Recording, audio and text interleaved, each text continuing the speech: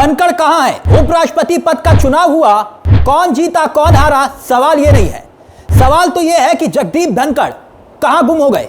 जगदीप धनखड़ इस्तीफा देकर कहां गुम है और प्रधानमंत्री इस्तीफे पर आज तक चुप क्यों रहे।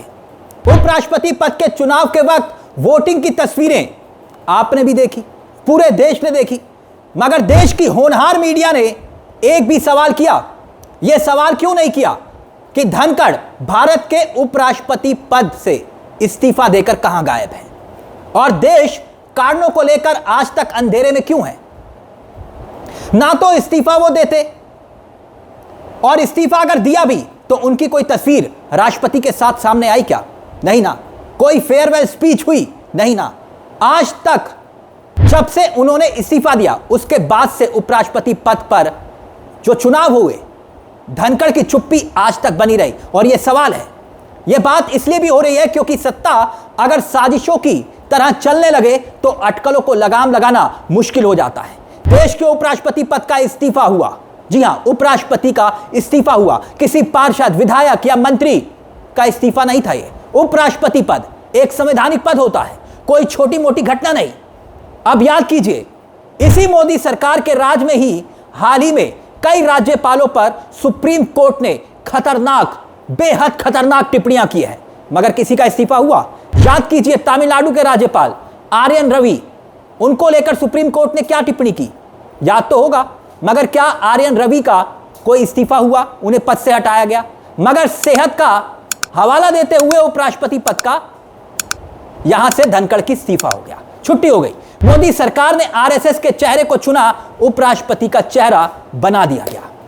भले ही देश की होनहार मीडिया ने धनखड़ की गुमशुदगी को गायब कर दिया गया, मगर हमें यह याद रखना चाहिए कि 10 जुलाई को यही जगदीप धनखड़ जवाहरलाल नेहरू विश्वविद्यालय में यह कह रहे थे कि अगस्त 2027 तक, अपने कार्यकाल के अंत तक मैं पद पर बना रहूंगा जब तक ईश्वरीय हस्तक्षेप ना हो। माननीय Nand Kumar ji,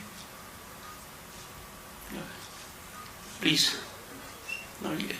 you may retire. I will retire at the right time. August 2027. Subject to divine intervention. 21 जुलाई को अपनी ही सेहत को ध्यान में रखते हुए रहस्यमय तरीके से इस्तीफा दे देते हैं। यही है जगदीप धनखड़। वो भी तब जब सत्र का पहला दिन था, मानसून सत्र का। ठीक उसी वक्त इस्तीफा होता है। उपराष्ट्रपति के चुनाव में देश को झोंक दिया जाता है। किसके कितने सांसद हैं, कौन किसको वोट करेगा, कौन करेगा नहीं करेगा, इसी बहस में देश उलझ जाता है। मगर अहम सवाल गुम हो जाता है कि धनखड़ चुप क्यों है और उनकी तबीयत क्या इतनी खराब है कि वो एक शब्द ना बोल सकते हैं ना लिख सकते हैं। देश के नए उपराष्ट्रपति तो मिल गए, मगर क्या वो भी धनखड़ की तरह ही व्यवहार करेंगे? सवाल यह है कि वो सरकार के रक्षक बनेंगे या फिर संविधान के रक्षक। गौर से देखिए और चर्चाओं की सुई कहां जाकर अटकती है। धनखड़ का इस्तीफा, फिर नए चेहरे की तलाश, आरएसएस का चेहरा आना और फिर धनखड़ का गायब हो जाना। अब धनखड़ से जुड़े इस्तीफे की एक एक किस्से को याद कीजिए, आपको पूरी तस्वीर सामने दिखाई देने लगेगी। ऐसा कब होता है? इस्तीफा उपराष्ट्रपति ने दिया और चुप देश के प्रधानमंत्री मोदी हो जाते हैं। प्रधानमंत्री मोदी की चुप्पी ही भारतीय जनता पार्टी की लाइन बन जाती है। बीजेपी के नेता, सांसद, मंत्री सब चुप हो जाते हैं कि उपराष्ट्रपति ने चुनाव तो यहां पर हो रहा है, कौन जीता कौन हारा सवाल ये नहीं, मगर धनखड़ कहां है? एक और चुनाव में देश को क्यों झोंक दिया गया?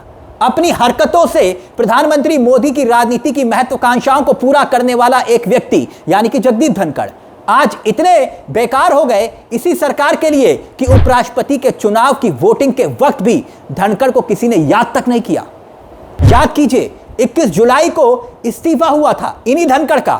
22 जुलाई की सुबह प्रधानमंत्री नरेंद्र मोदी अपने ट्विटर हैंडल से महाराष्ट्र के मुख्यमंत्री और उप मुख्यमंत्री को जन्मदिन की शुभकामना देते हैं, उनकी सेहत की दुआ करते हैं। मगर सेहत की वजह से इस्तीफा देने वाले, सेहत के कारण की वजह से इस्तीफा दिया था ना धनखड़ जी ने, उन्हीं उपराष्ट्रपति की सेहत का हाल तक नहीं जानते और दोपहर 12 बजे तक प्रधानमंत्री कोई ट्वीट नहीं करते। सोचिए, धनखड़ ने 21 जुलाई की रात को 9:25 पर अपने ट्विटर हैंडल से अपने इस्तीफे का ऐलान किया था। अब वो राष्ट्रपति भवन गए या नहीं गए, फोटो क्यों नहीं खींची, कैमरामैन था नहीं वहां पर या फिर कैमरामैन का रोल खत्म हो गया था, हम नहीं जानते। लेकिन कई घंटे तक प्रधानमंत्री चुप थे। दोपहर बाद प्रधानमंत्री मोदी धनखड़ के इस्तीफे पर ट्वीट करते हैं, तब भी थ्योरी उड़ रही थी कि धनखड़ सरकार की शिकायतें करने लगे थे और विपक्ष के नेताओं से मुलाकात कर रहे थे। राजनीतिक चर्चाओं में कितना दम है ये हम नहीं जानते, लेकिन सरकार से किस हद तक धनखड़ नाराज थे कि उन्हें इस्तीफा तक देना पड़ गया, इसका सार्वजनिक रूप से कुछ अता पता नहीं है, कोई खबर नहीं है। मगर अटकलों का बाजार गर्म है। एक दो बयानों को लेकर चर्चाएं हुई कि उनकी नाराजगी इतनी ज्यादा थी कि विपक्ष के नेताओं को बुलाकर धनखड़ मुलाकात कर रहे थे। क्या वाकई में सरकार गिराने को लेकर भी विपक्ष से धनखड़ मुलाकात कर रहे थे, बात कर रहे थे? ऐसी थ्योरी में कोई दम है या नहीं, ये एक अलग विषय है। इसको लेकर आधिकारिक रूप से कोई जानकारी नहीं है। लेकिन क्या हुआ, 6 महीने में विपक्ष की जगह बीजेपी जगदीप धनखड़ के विरोध में आ गई। क्या सब कुछ अचानक हो रहा था? यकीनन नए उपराष्ट्रपति के चुनाव के बाद यह सवाल गुम हो जाएगा, हम जानते हैं। मगर यह सवाल आज कितना बड़ा है दोस्तों, कितना बड़ा है कि जगदीप धनखड़ जिनकी वजह से चुनाव हुआ वो है कहां? यह सवाल का जवाब देश की होनहार मीडिया नहीं तलाशेगी, इस बात की पूरी गारंटी है। अब नए उपराष्ट्रपति से क्या उम्मीद की जाए?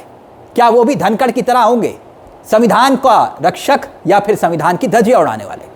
ये एक अहम सवाल है। इस मुद्दे को लेकर दोस्तों आपकी क्या राय है, हमें कमेंट बॉक्स में जरूर बताइएगा। मुझे तिलक चावला को दीजिए इजाजत। चलते चलते दरख्वास्त, हमारे चैनल को सब्सक्राइब करना मत भूलेगा, क्योंकि ये मंच आप ही का है, जहां हम सिर्फ खबर नहीं दिखाते बल्कि खबर के पीछे की खबर बताते हैं।